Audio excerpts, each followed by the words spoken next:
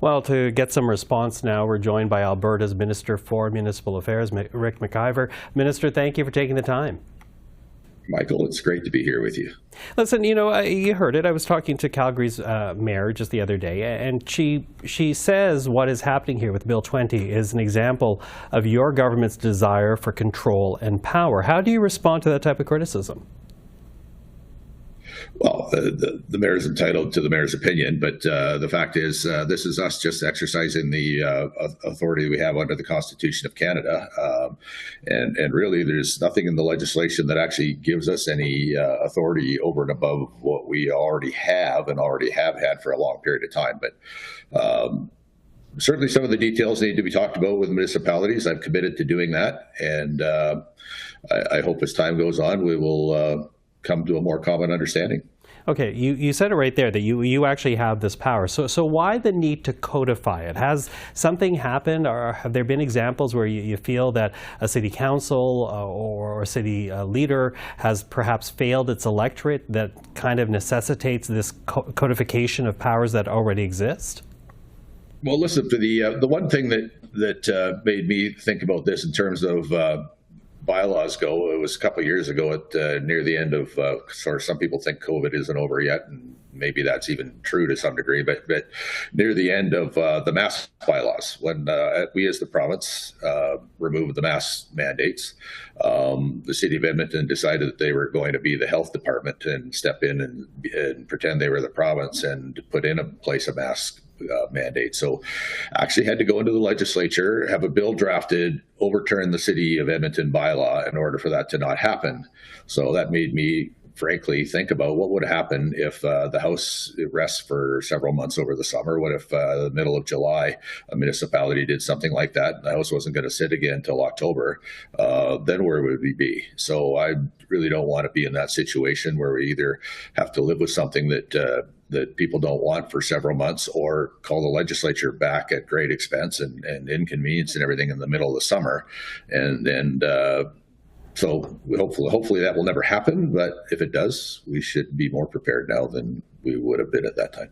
More prepared, as you say, except are you at all concerned that perhaps this casts a shadow on municipal politicians and councils, that there is, codified now, because this will pass in the legislature, this big brother in the chamber with them when they debate an issue? Are you concerned about casting that type of shadow? Well, that's not the intent.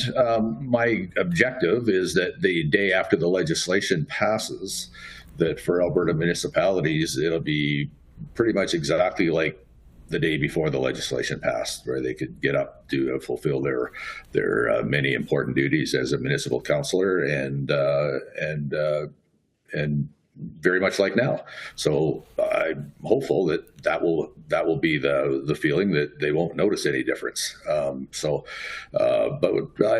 I have committed to having consultations and before we put regulations in place, of consulting with the municipalities across Alberta. I'm going to do that, and if they have some suggestions that might make things better, well, we're listening. Now, of course, Alberta has spoken out about what it considers federal overreach with policies that Ottawa pursues. And, local municipal politicians, they've described Bill 20 as your own form of overreach. Is there a philosophical inconsistency here from the government to be pursuing this type of legislation? Well, I'll tell you what's consistent about it is when we tell the federal government not to practice provincial politics, we do that because that's what the Constitution says. And when we regulate municipal conduct and municipal regulations, we do that because that's what the Constitution says. So it seems to me it's completely consistent. That argument that one is like the other just really doesn't hold up scrutiny.